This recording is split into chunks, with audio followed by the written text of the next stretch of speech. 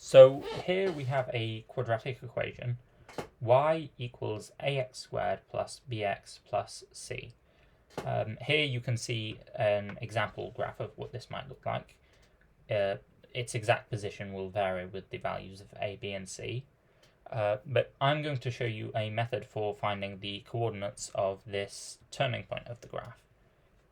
So for starters, we are going to factor out a from the equation. So we can say that y is equal to a multiplied by x squared plus b over ax plus c over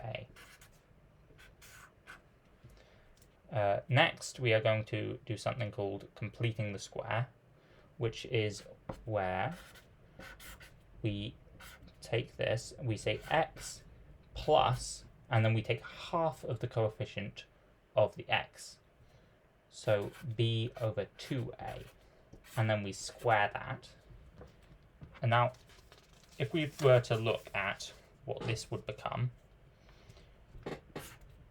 x plus b over 2a all squared is going to get you x squared plus b over ax plus b squared over 4a. Okay, so the first two terms we do have in our original expression, but the b squared over 4a we don't. So if we just subtract that off the end, and then of course we add the c over a that we had before. Okay, so looking at this, these terms here are just constants, so they're not going to change.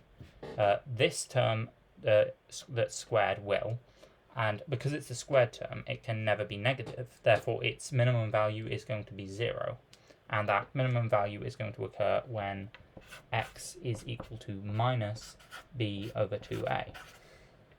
Okay. When x is minus b over 2a, this term is 0. Therefore, y is just going to equal a multiplied by minus b squared over 4a. Sorry, this should be a squared, and so should this. But minus b squared over 4a squared plus c over a. So y is going to equal c minus b squared over 4a. Therefore, the coordinates of the turning point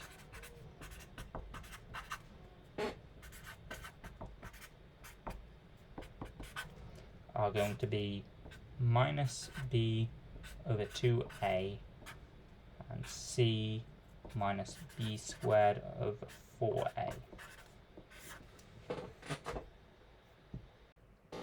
It is worth noting that if a is negative, then the graph is instead going to look something like this, and the turning point is going to be a maximum instead of a minimum.